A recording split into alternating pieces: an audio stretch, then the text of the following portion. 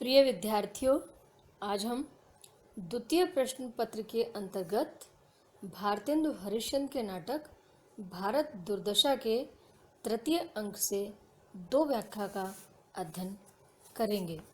व्याख्या है, फूट वैर और कलह बुलाऊं, ल्याऊं सुस्ती जोर, घर घर में आलस फैलाऊं, छाऊं दुख घनघोर, काफर काला नीच पुकारूं, तोड़ूं पैर और हाथ, दूं इनको संतोष खुशामद कायरता भी साथ, मरी बुलाऊं देश उजाड़ूं, महंगा करके अन्न, सबके ऊपर टिकस लगाऊं, धन है मुझको धन, मुझे तुम सहज न जानो जी, मुझे एक राक्षस मानो जी।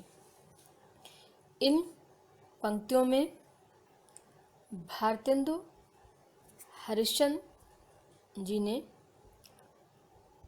भारत दुर्दैव के माध्यम से उन सारी बातों का जिक्र किया है जो उसके आगमन से संपूर्ण भारत भूमि में फैलेंगी।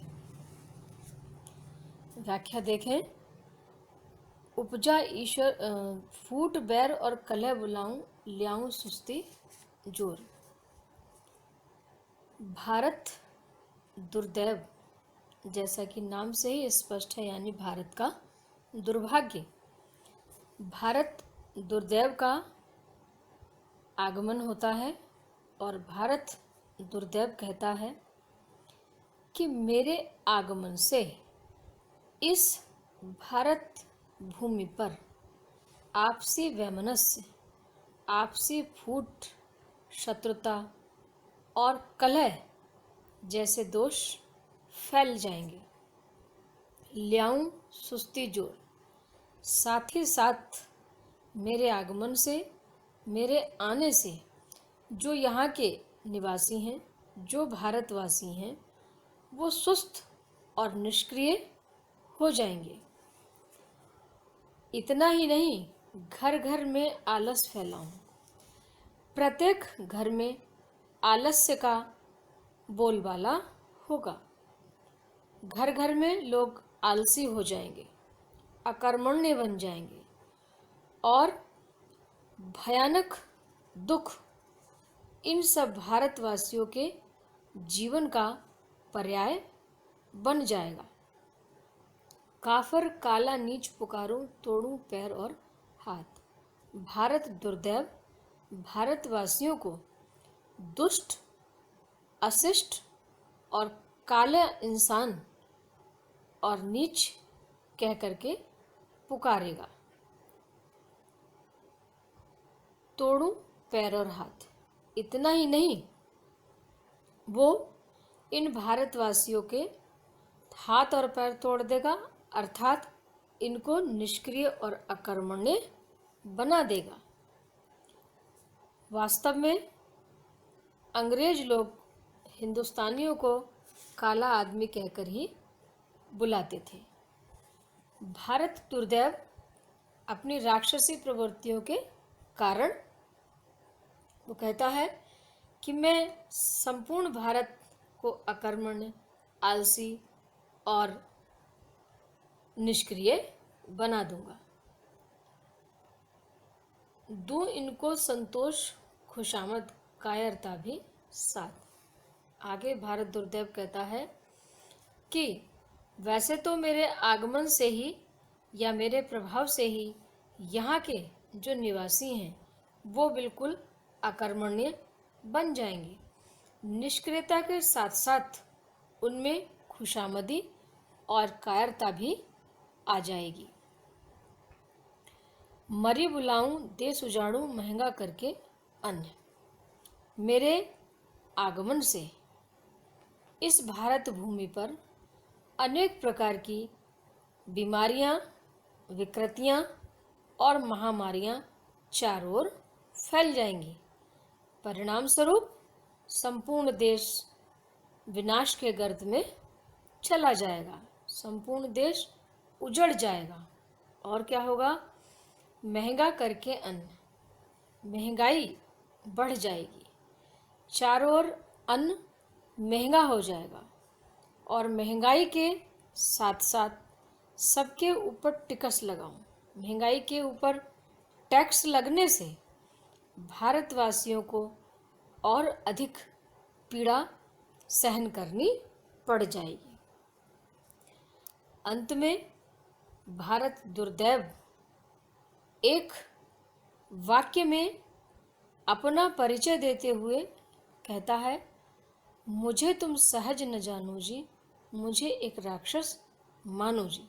कहता है कि मेरे आगमन को तुम लोग बहुत हल्के में मत लो, मेरे आगमन को तुम सहज और सरल व्यक्ति का आगमन मत जानो, क्योंकि मैं तो राक्षस हूँ और मेरे आने से भारत भूमि पर राक्षसी वृत्तियाँ फैल जाएंगी। सारे देशवासी, सारे भारतवासी दीनहीन अवस्था को प्राप्त हो करके विवश भाव से निष्क्रियता और कायरता में सांस लेते हुए जीवन यापन करने लगेंगे। अगली व्याख्या देखेंगे। हमारा नाम है सत्यानाश, आए हैं राजा के हम पास, धर के हम लाखों ही भेष, किया चौपट है सारा देश। बहु हमने फैलाए धर्म, बढ़ाया छुआछूत का कर्म, होके जयचंद हमने एक बार, खोली दिया हिंद का द्वार। हलाकू चंगेजो तैमूर, हमारे अदना अदना सूर, दुरानी अहमद नादिर शाह, फौज के मेरे तुच्छ सिपाह। हैं हम में तीनों कलबल छल, इसी से कुछ नहीं सकती चल। पिलावेंगे हम खूब शराब, करके सबको आज खराब। इन पंक्तियों में भारतेंदु हरिश्चंद्र जी ने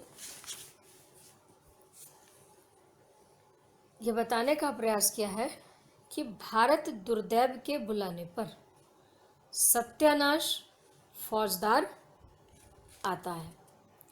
वह नाचता हुआ, गाता हुआ न केवल अपना परिचय देता है, अपितु अपने कुकर्मों और बुरे व्यवहार का बखान करते हुए भारत को और अधिक खराब करने की बात कहता है। हमारा नाम है सत्यानाश, आए हैं राजा के हम पास। सत्यानाश फौजदार, जैसे कि नाम से स्पष्ट है, सत्यानाश यानी सबका विनाश करने वाला, यानी कि सत्य को समाप्त करने वाला। तो सत्यानाश फौजदार अपना नाम सत्यानाश बतला करके यह इंगित करता है कि वह सत्य को समाप्त करने वाला है। जैसा कि सत्यानाश शब्द अपने आप में विकारों और विकृतियों तथा बुराइयों को समेटे हुए है। आगे वह कहता है कि मैं और मेरी फौज अनेक प्रकार के वेश बदलकर सब कुछ करने की क्षमता रखते हैं। धर के हम लाखों ही वेश, किया चौपट ये सारा देश। हमने ही वेश बदल करके सब कुछ नष्ट किया है और हमने ही तरह तरह के रूप धारण करके इस देश को चौपट किया है। बहु हमने फैलाए धर्म, बढ़ाया छुआछूत का कर्म। हमने ही अपने छल और कपटपूर्ण व्यवहार से यहाँ अनेक प्रकार के धर्म विकसित किए और उनमें फूट डाली। हमारे ही भड़काने से, हमारे ही बहकाने से यहाँ छुआछूत का कर्म भी पर्याप्त बढ़ गया। चारों ओर छुआछूत का भाव फैल गया। होके जयचंद हमने एक बार खोल ही दिया हिंद का द्वार। हम ही यहाँ जयचंद बनकर के देशद्रोही बने और हिंदुस्तान के द्वार विदेशियों के लिए हमने ही खोले। हलाकू चंगेज़ो तैमूर हमारे अदना अदना सूर। इतना ही नहीं, हलाकू चंगेज़ी तैमूर ये हमारे छोटे छोटे शूरवीर हैं। दुरानी अहमद नादिर शाह जैसा क्रूर और निर्दयी भी हमारा ही एक रूप था। फौज के मेरे तुच्छ सिपाह, मेरी फौज में छोटे छोटे सिपाही भी हैं और एक से एक बढ़कर क्रूर और सब कुछ को नष्ट करने वाले भी हैं। सत्यानाश फौजदार अंत में कहता है कि है हम में तीनों कल बल छल, इसी से कुछ नहीं सकती चल। कि हम छल कपट का हम में बल है, कल भी है, बल भी है और छल भी है। सत्यानाशी फौजदार कहता है कि हम छल और कपट से सब कुछ कर सकते हैं। भाव यह है कि छल कपट से अपनी शक्ति के बल पर हम सब कुछ करने में समर्थ हैं। हमारे समक्ष किसी की भी नहीं चल सकती, हमारे समक्ष कोई भी नहीं टिक सकता। पिलावेंगे हम खूब शराब, करेंगे सबको आज खराब। हम यहाँ आकर भारत में सभी लोगों को खूब मदिरापान कराएंगे, खूब शराब पिलाएंगे और निश्चित रूप से सभी की मानसिकता को अशुद्ध और खराब करते हुए भारत को पतन के गर्त में पहुंचा देंगे, भारत को चौपट कर देंगे। क्योंकि हमारे कल बल और छल के सामने कोई भी नहीं टिक सकता, इनके सामने किसी की कुछ भी नहीं चल पाएगी। इस तरह पहली पंक्तियों में यह बताने का प्रयास भारतेंदु जी ने किया है कि जब दुर्भाग्य जीवन में प्रवेश कर जाता है तब सारी बुरी स्थितियां आकार ग्रहण करने लगती हैं, जिनकी चर्चा इन पंक्तियों में की गई है। दूसरे अवतरण में सत्यानाशी फौजदार न केवल अपना परिचय देता है अपितु अपनी फौज का परिचय भी देता है।